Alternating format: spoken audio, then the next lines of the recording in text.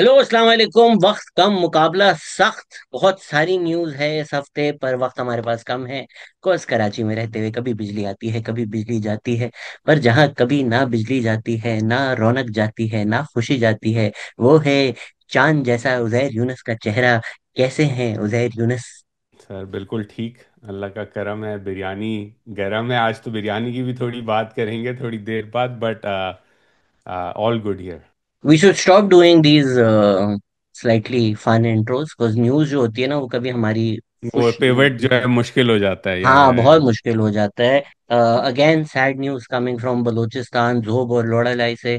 दो बसेस जो पंजाब जा रही थी, उसमें से निकाल कर लोगों को आईडी कर कर, स्पेसिफिकली पंजाबियों को टारगेट कर कर फिर से बलोच टेररिस्ट ने कत्ल किया है। कंडेम ही कर सकते हैं। I mean we discuss these incidents ad nauseum, and they keep repeatedly happening. I don't know what we can do more than condemning this barbarity.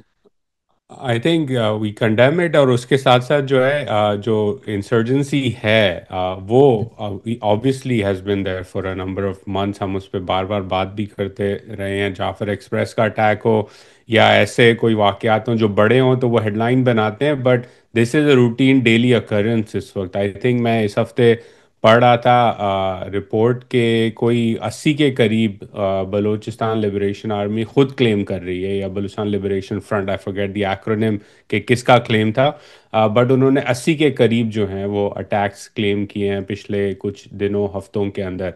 तो this is an on going insurgency, और उस पर इतनी बात नहीं होती पाकिस्तान के media में beyond just condemnations and story coverage. जब इस तरह के दहशतगर्द वाक़यात होते हैं, उसकी वजह आपको भी मालूम है शहजाद, मुझे भी मालूम है कि अगर पूरी कॉन्वर्जेशन करेंगे तो वो एक ऐसी तरफ चली जाएगी जहां शायद आप कॉन्वर्जेशन होना नहीं चाहते मुल्क के अंदर इस वक्त।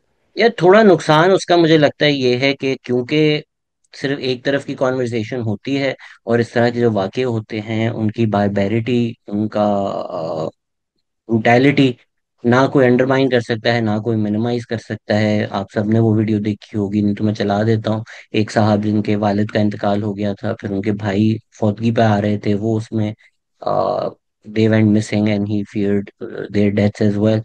वो खौफ, वो डर, वो गम हम कभी नहीं चाहेंगे किसी के भी चेहरे पर हो। पर क्योंकि दूसरी तरफ की कवरेज होती ही नहीं है, तो एक जो आम इंसान है जो कराची में बैठा हुआ है या जो पंजाब में बैठा हुआ है, उसको ये पिक्चर दी जाती है कि ये बलोच पागल हैं, ये क्या कर रहे हैं, ये तो टेररिस्ट हैं। तो फिर एक राय पाई जाती है, ये नहीं कि जो बलोच टेररिस्ट आउटफिट्स हैं उनके खिलाफ ऑपरेशन हो। ये राय पाई जाती है कि फिर सब बलोचों को टारगेट किया जाए। जो कराची में कुछ लोग अपने आप को इंटेलेक्चुअल्स भी मानते हैं, फेक अंग्रेजी नाम छाप कर पाकिस्तानी वर्जन उनके without any affiliation with the original news publications भी चलाते हैं। फिर वो इस तरह की राय देते हैं पब्लिकली कि हर बलोच के घर में अब घुस कर। ऐसा नहीं हो सकता। देखें, अगर पीपीपी टेररिज्म करती है, तो आप हर सिंधी के घर में घुसकर, हर सिंधी को टारगेट कर कर, पंजाब के हर सिंधी को उठाकर आप नहीं मार सकते, मिसिंग कर सकते। एमक्यूएम टेररिज्म करती है, आप हर महाजर के साथ ये नहीं कर सकते। But somehow main stream opinion या एटलीस्ट सोशल मीडिया पे ये बातें आम होना शुरू हो जाती हैं कि फिर सारे बलोचों को निकाल दो पंजाब से। फिर आपका और बीएलए का जो वर्ल्ड व्यू है कि हमारा दुश्मन हर वो इंसान है जो इस एथनिसिटी का है, जो इस प्रोविंस से है, वो कोई फर्क नहीं रह जाता। सिर्फ Which गन का is what फर्क the रह BLA जाता है आप में wants, और which बीएलए में। is या which is what exactly. they want, because that polarization जो है वो सूट करती है, right, to create new insurgents, to create the divide, to justify their terrorism then. तो अगेन पाकिस्तान में सालों से ज़रूरत है कि इस इशू पर एक नुआंस्ड कॉन्वर्जेशन हो। मेरा तो व्यू हमेशा से ये रहा है कि इसका पॉलिटिकल सोल्यूशन ही है, और उसका जो पॉलिटिकल प्रोसेस है वो स्टार्ट होता है by engaging those who want to work within the constitution of Pakistan. और उसमें बहुत बलोच हैं जिसको आपने साइडलाइन कर दिया है, जो कॉन्स्टिट्यूशन के अंदर, आइन के अंदर रहते हुए अपने हकूक़ चाहते हैं। वो ये नहीं चाहते कि रात के 12 बजे बलूचिस्तान असम्बली कवानीन पास करे, या बलूचिस्तान के इलेक्शन में ऐसी रिगिंग हो कि नई पार्टी अचानक से आके जो है वो जीत जाए इलेक्शन। तो ये सारी चीज़ें हैं, अगर आप वहाँ से सोल्यूशन स्टार्ट करेंगे तो ऑब्वियसली ऐसा नहीं है कि ओवरनाइट दहशतगर्दी का मसला ख़त्म हो जाएगा, लेकिन आप जो है वो बलोच सोसाइटी को आहिस्ता आहिस्ता अपनी तरफ भी लेके आएंगे। अगर आप वो काम नहीं करेंगे और यही बयानिया जो शहजादा आपने बताया उसकी तरफ जाएंगे, तो दिस सूट्स द BLA। क्योंकि दहशतगर्द ग्रुप को तो चाहिए ये कि रेडिकलिज्म जो है वो सोसाइटी के अंदर आए और उसके खिलाफ जो लोग लड़ रहे हैं वो रेडिकलाइज हों, क्योंकि उस रेडिकलाइजेशन से ही नई जनरेशन रिक्रूट होगी। ये जो आउटफिट्स हैं जिन्होंने आपकी एथनिसिटी आपके अगेंस्ट वेपनाइज कर दी है, खुदा के वास्ते जाग जाओ। वो पीपीपी पे तनकीद करो तो सिंधी, वो पीपीपी के फेवर में जाएगा अगर वो बोले सब सिंधियों के खिलाफ है। एमक्यूएम की तनकीद करो तो आप एंटी मुहाजिर लेबल हो जाते हो। प्लीज इन बाइनरी से लोग बाहर आ जाएं। Let's move on to the next thing again. Major tragedy, एक बड़ी आवाज पीस के लिए, एक इंटेलेक्चुअल, एक पॉलिटिकल एक्टिविस्ट मौलाना खानजेब जो हैं, जो एनपी का हिस्सा थे, उनको गन डाउन कर दिया। कोई नामालूम अफराद हैं। अब ये कौन ही स्पेकुलेशन कर सकता है कि क्यों मारा गया है, बट क्लियरली उनकी जो एक जिद्दोजहद थी पीस के लिए, आ, उसकी वजह से उनको टारगेट बनाया गया, निशाना बनाया गया। And this is a huge loss for Khyber Pakhtunkhwa.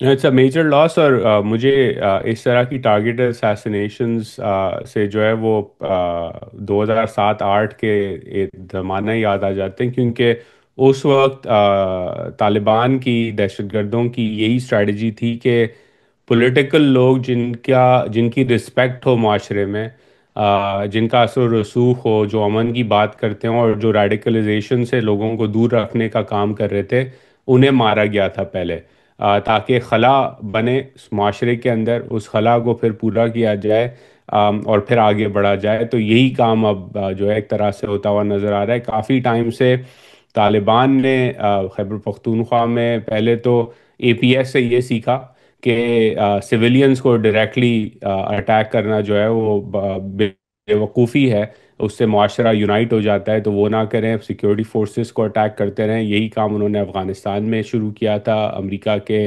इनखला से पहले। अब यहाँ पे हो रहा है, और अब ये जो नेक्स्ट फेज़ है जहाँ वो लोग जिनकी रिस्पेक्ट है, जिनकी एक्सेस है, जिनको लोग सुनते हैं, जो अमन की बात करते हैं, उन्हें मारा जाए, क्योंकि फिर वो जब वैक्यूम बनेगा तो उसके अंदर you can operate and do a lot more damage. तो फिर से मुझे लगता है कि जो डिस्कोर्स पाकिस्तान प्रॉपर में हो रहा है वो बिल्कुल ही ग्राउंड रियलिटी से डिटैच्ड है। वजीरिस्तान में हजारों लोग बाहर आए जो अमन चाहते हैं। उसमें एक न्यूज़ इस तरह से पेंट की गई कि बस वजीरिस्तान के जो ट्राइब्स हैं वो कह रहे हैं कि अगर आप मिलिट्री एक्शन करेंगे टेररिस्ट के खिलाफ तो हम भी टेररिस्ट बन जाएंगे। देखें, इस चीज को इतना सिंपली सिंपली पुट करके कि भाई वजीरिस्तान में तो सारे लोग टेररिस्ट हैं, ये तो उसी तरह की आप आर्ग्यूमेंट कर रहे हैं ना जो इंडिया ने आर्ग्यूमेंट की थी कि इंडिया की पाकिस्तान बॉम्बिंग के खिलाफ है अगर पाकिस्तानी, तो सारे पाकिस्तानी टेररिस्ट हैं। अब पाकिस्तान प्रॉपर में आप वजीरिस्तान के खिलाफ यही आर्ग्यूमेंट कर रहे हैं कि हर वजीरिस्तान का बंदा टेररिस्ट है क्योंकि वो मिलिट्री एक्शन के खिलाफ है। मिलिट्री एक्शन की तारीख पढ़ें। I don't think we'll have the time to go into the details of the previous operations and the toll it takes on the local population। वो आपने सारे इवैक्यूएट करवाए, आईडीपीज बनवाए, फिर आपने मिलिट्री ऑपरेशन किया, फिर आपने टीटीपी को रिहैबिलिटेट किया। तो आपकी ये जो शिफ्टिंग पॉलिसीज हैं जिसकी वजह से खानदान बर्बाद हो जाते हैं, वजीरिस्तान फाटा जैसे एरियाज ने बॉम्बिंग सफर किया है, लोगों की लाशें सफर की हैं। अगर वो नहीं चाहते कि वो फिर उनके साथ हो, इसका मतलब ये नहीं है कि वो लोग सारे टेररिस्ट हैं। वो अमन की बात कर रहे हैं, वो अमन के लिए बाहर आए हैं। बिल्कुल। और उसके अंदर टैक्टिकल लेवल पर भी जो है मिलिट्री ऑपरेशंस हो नहीं सकते इस एनवायरनमेंट में।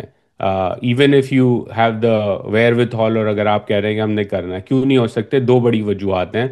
नंबर एक, कि जिस ज़माने में स्वात का मिलिट्री ऑपरेशन और वजीरिस्तान का मिलिट्री ऑपरेशन हुआ था, उस वक्त दहशतगर्दों ने उस जियोग्राफिक विसिनिटी के अंदर अपना कमांड एंड कंट्रोल स्ट्रक्चर बना लिया था, एक पैरेलल निज़ाम बना लिया था, जिसको आपने इरोड करना था, तबाह करना था। तो इट मेड सेंस कि आप फौज को अंदर भेजें, IDPs को बाहर निकालें। Bannu for example nearly more than doubled in size जब वो आखिरी ऑपरेशन शुरू हुआ था 2014 का, 14-15 का।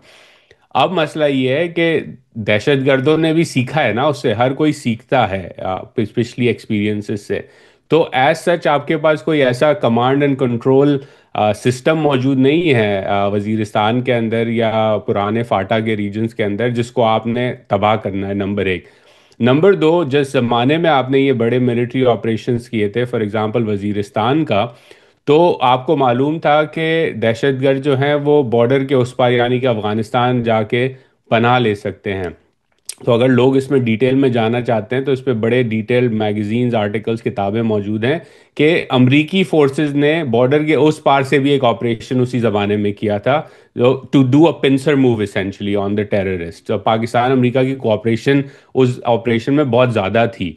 अब तो आपके पास वो भी नहीं है, तालिबान तो आपसे कोऑपरेट नहीं करेंगे उसके अंदर, तो अगर आप एक बड़ा ऑपरेशन करते भी हैं तो वो नहीं चलेगा। विच इज़ वाई अगर आप आईएसपीआर की कांस्टेंट प्रेस रिलीजेस पढ़ें या उनके बयानात या जनरल मुनीर या बाकी जनरल्स के बयानात पढ़ें, तो वो हमेशा कहते हैं हम आईबीओस कर रहे हैं, इंटेलिजेंस बेस्ड ऑपरेशंस कर रहे हैं। उसकी वजह यही है कि there is no command and control. तो नंबर एक तो टैक्टिकली भी हो ही नहीं सकते इस तरह के बड़े मिलिट्री ऑपरेशंस, क्योंकि the situation is very different right now. ये पाकिस्तान के लिए सबसे इम्पोर्टेंट मेरे नज़र में न्यूज़ थे, इसलिए मैंने इनको अब टॉप रखा। इस पर फोकस नहीं होता, इस पे मेन स्ट्रीम मीडिया पे शोज नहीं होते, क्योंकि एक पार्टी है जिसको हेडलाइंस पे रहने का इतना शौक है कि वो हर हफ्ते एक नई चीज छोड़ देता है। तो अब नई न्यूज़ जो हमारी सोशल मीडिया, तो नहीं सोशल मीडिया भी है, मेन स्ट्रीम मीडिया भी वेव्स डोमिनेट कर रही है, वो ये है कि अडियाला से एक आवाज आई है कि मेरे करण अर्जुन आएंगे। तो जहर, आपको लगता है कि करण अर्जुन आ रहे अगर उन्होंने आना है तो ज़रूर आए, अपने वालिद से मिलने, वीज़ा लगवाएं। जेल में अंदर आई एम प्रेटी श्योर के रूल्स मौजूद हैं कि फैमिली को मुलाकात करने की इजाज़त दी जाती है। तो अगर वो प्रोसेस फॉलो करके आना चाहते हैं तो बिल्कुल आना चाहिए उन्हें। मेरा तो व्यू ये इतनी बड़ी खबर है क्यों मुझे समझ नहीं आ रहा, क्योंकि कोई भी फैमिली मेम्बर किसी से भी जेल में मिलने जाता है तो उसका एक प्रोसेस मौजूद है, वो प्रोसेस को फॉलो करें। इनके लिए थोड़ा डिफरेंट ये है कि देर फॉरेन सिटीजन्स, तो पहले तो आपने वीज़ा लगवाना होगा, वीज़ा के लिए कॉन्सुलेट से अप्रूवल लेनी पड़ेगी।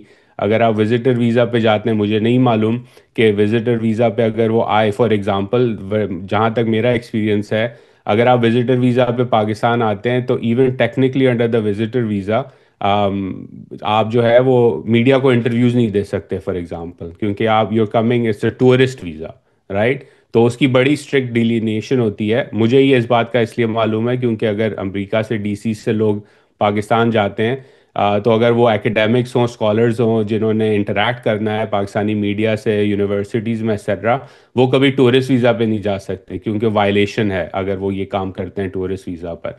तो वो एक पूरा प्रोसेस है, उसे फॉलो करें। उनको वीज़ा मिल जाना चाहिए उस टाइप का जो उनको दरकार है, लेकिन फिर उन्होंने फॉलो भी करना होगा लेटर ऑफ द लॉ। क्योंकि अगर आप टूरिस्ट वीज़ा पर आए हैं और आपने अगर एयर वाई न्यूज़ को या किसी और पॉडकास्टर को इंटरव्यू दे दिया तो वो क्लियर वायलेशन है आपके वीज़ा की। मैं अगर अमेरिका का वीजा लगाकर व्हाइट हाउस के बाहर एक प्रोटेस्ट लीड करूं ट्रम्प के खिलाफ, तो मेरे साथ क्या होगा? अगर आप टूरिस्ट वीज़ा पे आए हैं तो आप डिपोर्ट हो जाएंगे।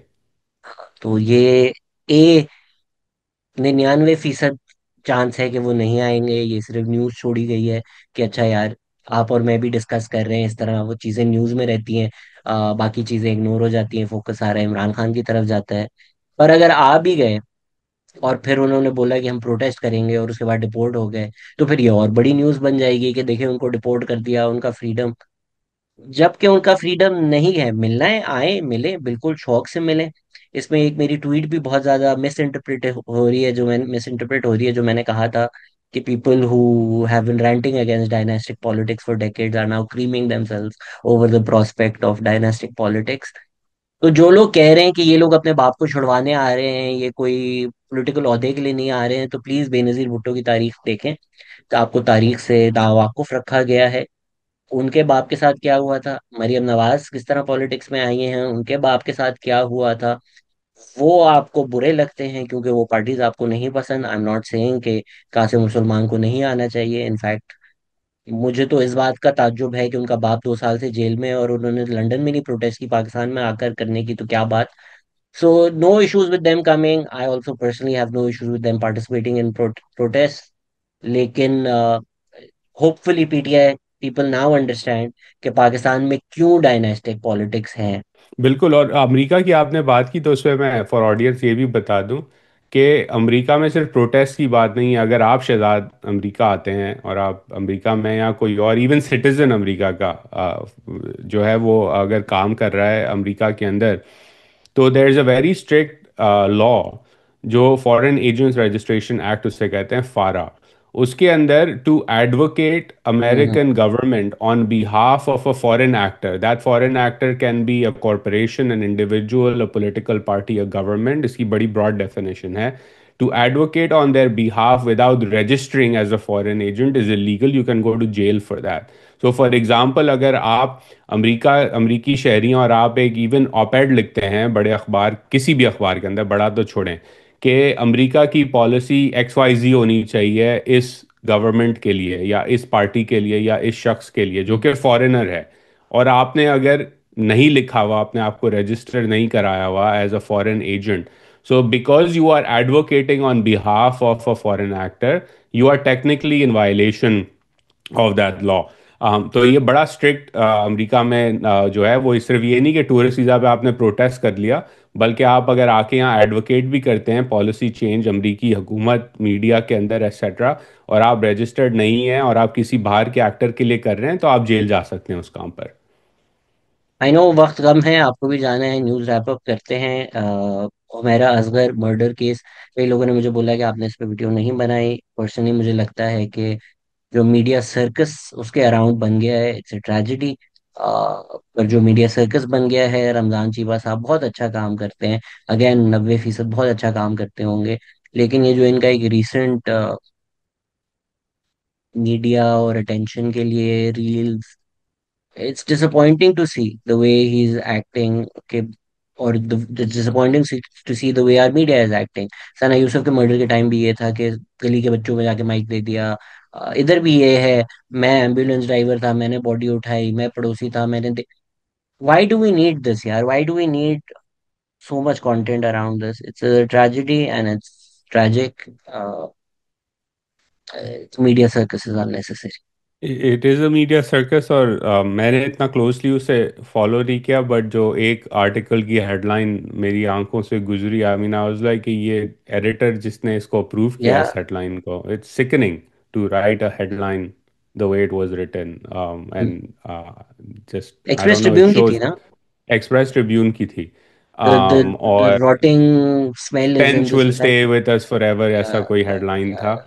And I was like a this is insane to do it like this. And then secondly के इस तरह की ट्रेजिडीज में जो है the worst of the worst in terms of media and eyeball catching dynamics of Pakistani media come to the four front.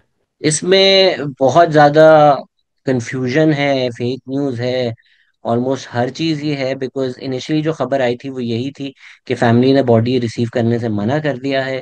फिर किसी ने सोशल मीडिया पे वायरल कर दिया कि मैं उसकी फैमिली को जानती हूँ। I think was a woman who said it, and she said कि ये लोग, इनके वालिद साहब जो है वो इंतकाल कर गए हैं। फिर रमजान चीपा ने उनके भाई के साथ प्रेस कॉन्फ्रेंस कर दी, जिन्होंने बोला वालिद साहब जिंदा हैं, उनसे फोन पे बात हुई थी। फिर वालिद साहब भी आ चुके हैं, अब सीन पर वीडियो पे आ चुके हैं। Again I don't want to speculate. जिन्होंने फ्यूनरल अरेंज करवाया था, मेहरबानो, मैं उनको ट्विटर पे फॉलो कर रहा हूँ, मेहरबानो सीठी आई बिलीव उनका नाम है। आई जस्ट कंफर्म दैट, अगर गलत हुआ तो ट्वीट लगा देंगे हम उनकी। शी इज रेजिंग क्वेश्चंस कि ये अब जरा सॉर्ट ऑफ नैरेटिव सेव करने की कोशिश कर रहे हैं, क्योंकि इतनी बड़ी कंट्रोवर्सी बन गई। अगर तो सच है तो लानत ही भेज सकते हैं ऐसे मर्दों पर जो अपनी बेटियों को नहीं एक्सेप्ट करते। इसी से लिंक्ड इंडिया में भी एक केस हुआ, राधिका यादव एक स्पोर्ट्स प्लेयर थी, उनको उनके वालिद गांव ने वालों मार ने दिया। तनकीद की उनके वालिद साहब की कि आप बेटी के पैसे खा रहे हैं, and he shot dead the child. एक तो ये ट्रेजेडी है, उसके बाद फिर कुछ अकाउंट्स हैं इंडिया में जो हमेशा अपना ही चूरन बेच रहे होते हैं। They've try to spin it in a way के उसने एक्चुअली इसलिए मारा है क्योंकि इसकी एक दोस्ती मुसलमान के साथ थी, इमामुल हक जिनका नाम है, तो सही मारा है। और ये नॉर्म मतलब ये कोई ट्रोल अकाउंट्स नहीं है, ये आईआईटी का एक ग्रेजुएट है जिसने इस तरह के ट्वीट्स किए हैं। तो ये ब्रेन रॉट सोसाइटी में मिसोजिनी हो, हेट हो, रेसिज्म हो, ये पाकिस्तान और इंडिया में अब इतना बढ़ चुका है कि I don't know how to even combat it.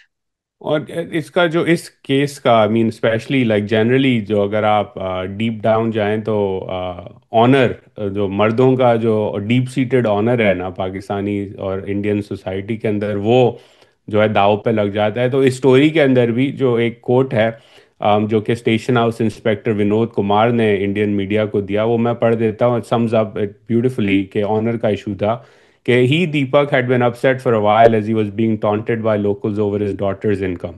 He was troubled by their remarks. They would keep saying the house is being run on her money and he is too dependent on that. He had asked her, Radhika, several times earlier to stop working at the academy, but she refused. He could not take it anymore. तो अपनी बेटी को मार दिया। क्यों? क्योंकि बाप कैसे, वो कैसा बाप है जो अपनी बेटी की इनकम पर, बेटी घर से बाहर जाके पैसा कमाए, और बाप कैसा है जिसके पास ऑनर नहीं है, तो उसने मार दिया उसको। बस यही ऑनर जो है ना, वो कितनी यंग लड़कियों को जो है वो इस तरह की ट्रेजिडीज जो है वो हो जाती हैं उनके साथ। यार पाकिस्तान में फेमस कंदील बलूच का सीन है, एंड आई थिंक जो हमारे यंग मर्द हमें सुन रहे हैं, अक्सर आप लोग मिस इंटरप्रेट करते हैं फेमिनिज्म को। ये आइडिया ऑफ जेंडर रोल्स यही है। तो ये भी एक आइडिया है कि तू औरत की कमाई खा रहा है, अब तू नामर्द हो गया है। Feminism is what argues against this, कि ये क्या नॉनसेंस है। अगर तो एक घर का एनवायरनमेंट है, एक मियाँ बीवी डिसाइड करते हैं कि यार तुम्हारा वर्क फ्रॉम होम है, रिमोट है, तुम स्टे एट होम डैड होगे, तुम बच्चे पालोगे, औरत काम करेगी, that's fine, that's there decision. But society आकर बोलेगी कि तू बीवी खा रहे, तू नामर्द हो रहा है, एंड देन इतना आप उस इंसान को पागल कर दोगे दैट जो राधिका यादव जैसे बाप ने किया, इस तरह के जानवर पैदा होंगे हमारी सोसाइटी में। Yup. In other nonsense news, जामी अब तो बेल हो गई है उनकी, उन्होंने अपील कर दी है, बट उनको 2 साल की जेल हो गई थी क्रिमिनल डेफेमेशन में। मुझे मेरा गोस्ट ऑफ क्रिसमस फ्यूचर नजर आ रहा है जामी में, सेंट्रल First जेल में। first ever defamation imprisonment in Pakistan, right? Is that correct or am I wrong on I am that? Not sure, I am Not I sure. Okay. अगर तो कहीं ये report हुआ है then must be correct, but मुझे इस बारे में कुछ भी नहीं पता। Okay. सेंट्रल जेल में रात गुजारी जामी ने, फिर आई थिंक दो दो रातें गुजारी। सो या मैन लाइक,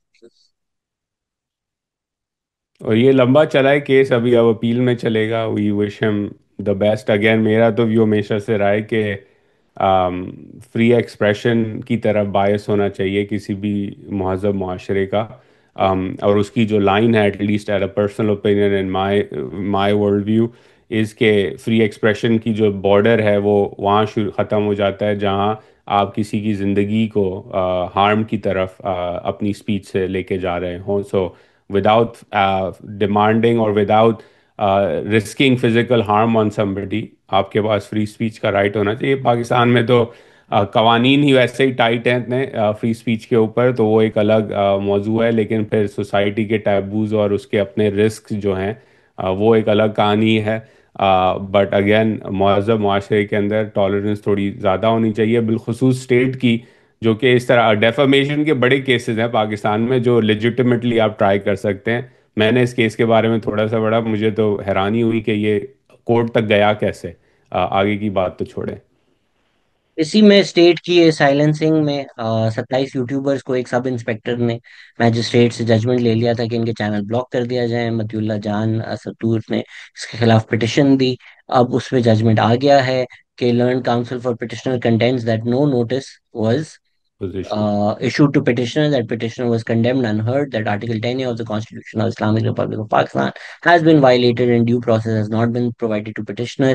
तो जो एडिशनल सेशंस जज हैं उन्होंने बोला कि बिल्कुल ठीक बात है, और उन्होंने जो पिछला ऑर्डर था चैनल ब्लॉक करने का वो क्वॉश किया है या सस्पेंड किया है, let me just check, but खैर वो खत्म कर दिया।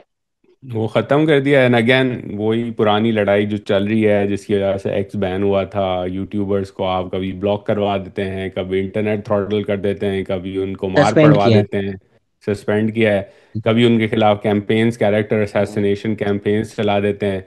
तो भाई अगेन इतना बड़ा मुल्क है, इतने डाइवर्स व्यूज़ हैं, बहुत पाकिस्तानी बाहर भी रहते हैं, उनका एक पर्सपेक्टिव है, आपका एक पर्सपेक्टिव है। डिबेट करें, रिस्पेक्टफुल डिबेट करें। अगर आपको पसंद ना आए उनकी बात, तो चैनल चेंज कर दें, यूट्यूब अनसब्सक्राइब कर दें। But to go down this path कि आप क्रिमिनल साइलेंसिंग करें लोगों की, उनके चैनल्स की, मारें उनको, पिटवाएं उनको, धमकियां दें, उनके ख़ानदान वालों को धमकियां दें, इस condemnable and heinous. And again सरकार जो है वो पता नहीं क्यों इस चीज़ पे ज़्यादा ऑब्सेस्ड है as opposed to very real challenges जो कि पाकिस्तान में मौजूद हैं, इंक्लूडिंग ऑनर किलिंग और इस तरह की और चीज़ें। वर्ल्ड वॉच में बच्चे लाइन में खड़े थे फूड सप्लीमेंट्स लेने के लिए, इसराइल ने उनका कत्ल कर दिया। ऐसे इंसिडेंट हर हफ्ते होते हैं। The world just stands by. अब नेतन्याहू कह रहे हैं हम ह्यूमैनिटेरियन जोन्स बनाएंगे, और जो जोन्स में नहीं आया हम अज्यूम करेंगे कि वो हमास टेररिस्ट है। फिर एक वीडियो भी वायरल जा रही है एक आईडीएफ सोल्जर की फ्यूनरल पे, जिसके उनके फैमिली मेंबर हैं, वो प्राउडली बता रहे हैं कि वो आगे बताता था कि हाँ आज मैंने इतने अरब मार दिए, इतने मार दिए। तो ह्यूमैनिटी पे इससे बड़ा ब्लाइट नहीं है कि हमने ये होते हुए देखा है, इतना टाइम होते हुए देखा है, लाइव देखा है। It keeps happening and it's sustained है, बढ़ता चला जा रहा है। आज आई थिंक शिफा हॉस्पिटल में पावर कट्स हो रहे हैं, मैंने सुबह खबर पड़ी, क्योंकि फ्यूल शॉर्टेजेस वापस हो गए हैं। negotiations are still ongoing between Israel Hamas mediated by Qatar and the United States। हम उम्मीद ही कर सकते हैं कि सीज फायर का प्रोसेस आगे बढ़े, एड आए। इससे रिलेटेड एक और जो खबर थी शहजाद, आपने भी देखी होगी कि Boston consulting group BCG, one of the largest consulting companies in the world, उसके अंदर एक क्राइसिस हो गया है, क्योंकि उन्होंने ये ह्यूमैनिटेरियन रिलोकेशन वाला एक प्रोजेक्ट किया था, और उसका कॉस्ट के कितना खर्चा होगा फ़लस्तीनियों को गज़ा से निकालने का, वो उन्होंने पूरा एक स्टडी किया था। तो उसके बाद एक अप्रूव हुआ। आई थिंक फाइनेंशियल टाइम्स था जिसने स्टोरी ब्रेक की, maybe I am wrong, but FT में उसकी काफ़ी कवरेज हुई।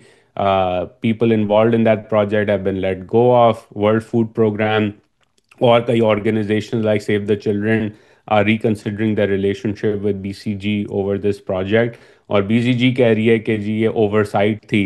ओवरसाइट ऑफ कोर्स अब उनको नज़र आ रही है, क्योंकि they were caught with their pants down essentially. तो again big corporations like that want to make some money off of this genocide as well। Link to Israel हमने भी Ibrahim accords last week discuss किए। ये discuss करने का point ये होता है कि क्या डिस्कशंस हो रहे हैं, क्या डिस्कशंस हुए होंगे, क्या लाइकली है, क्या लोग सोच रहे हैं। इसी तरह अबसार आलम ने भी डिस्कस किया, इसी तरह नजम सिटी ने भी डिस्कस किया।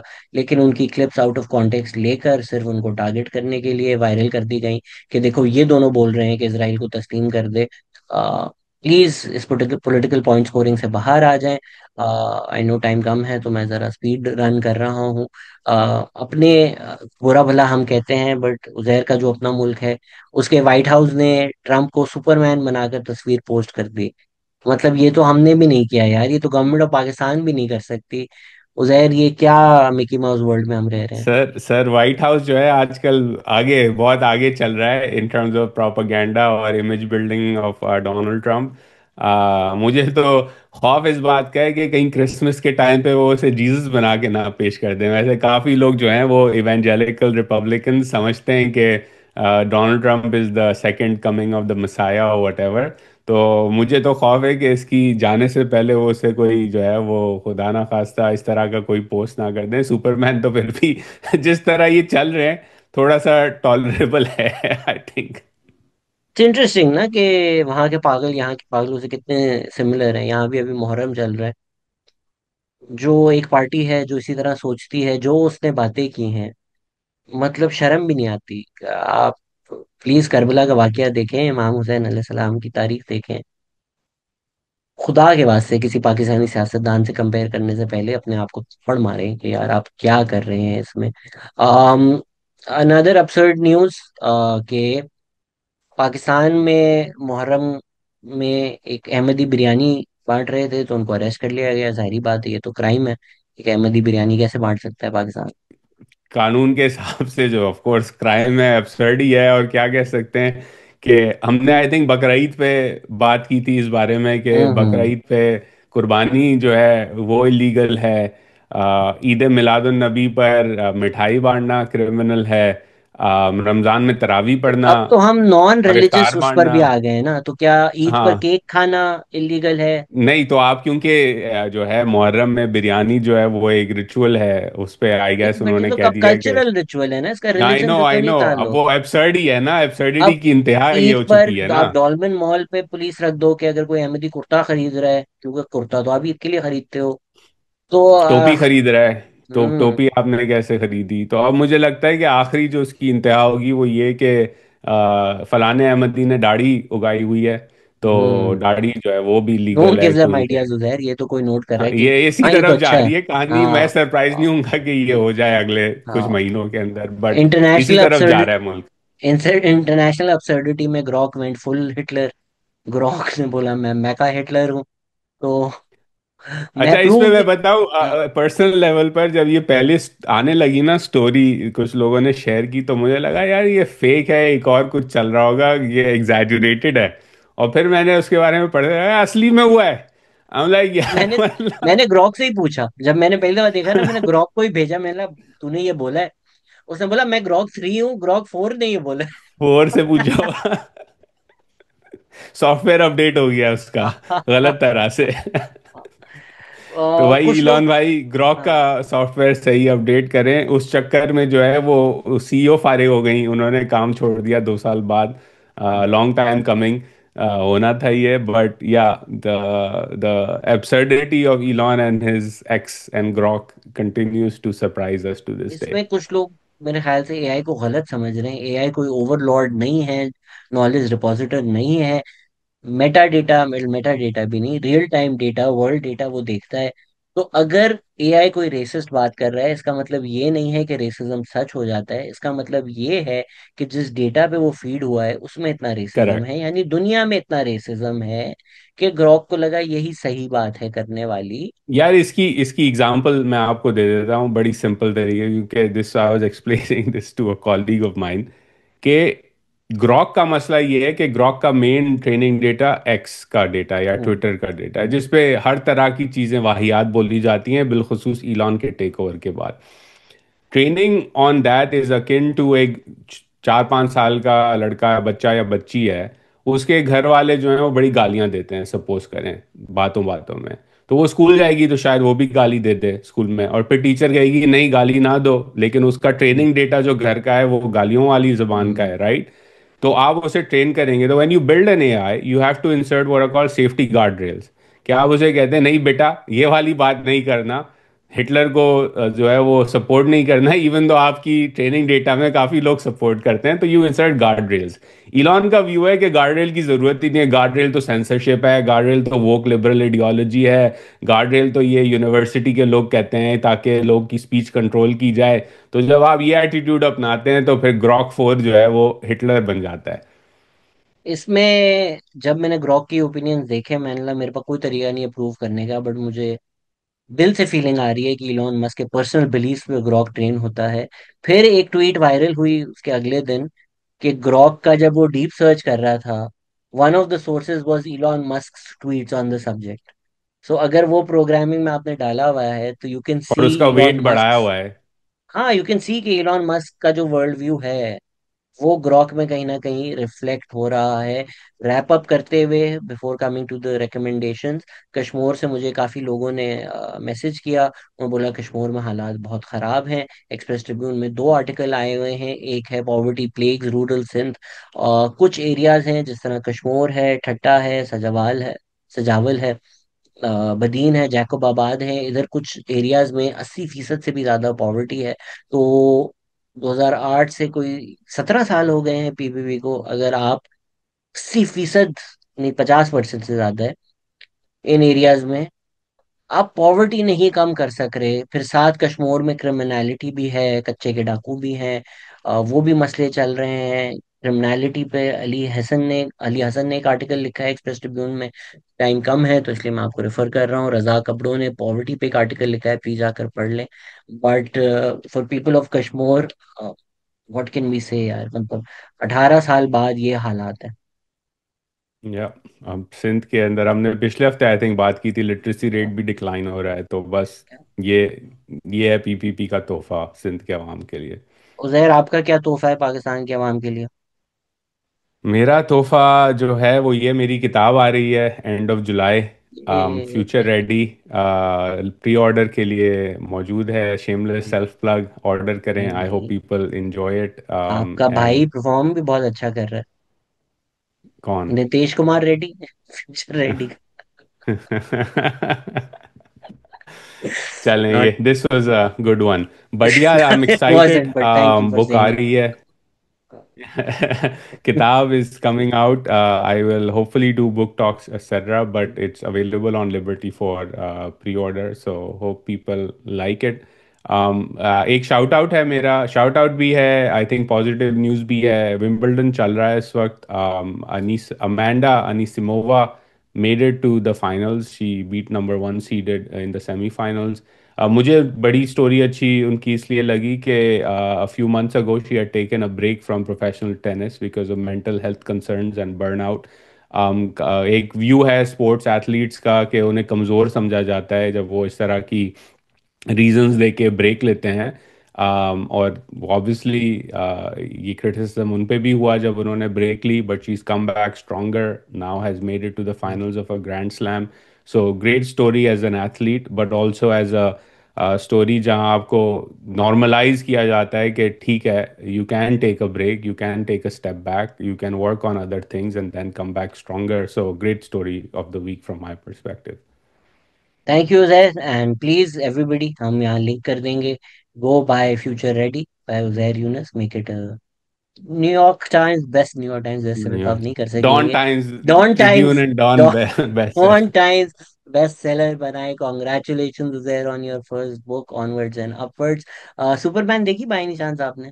Not yet. It's on my list. I need to चलेंगे go हम, watch it. ट्विटर कह रहा है कि एंटी इसराइल एजेंडा है उसका।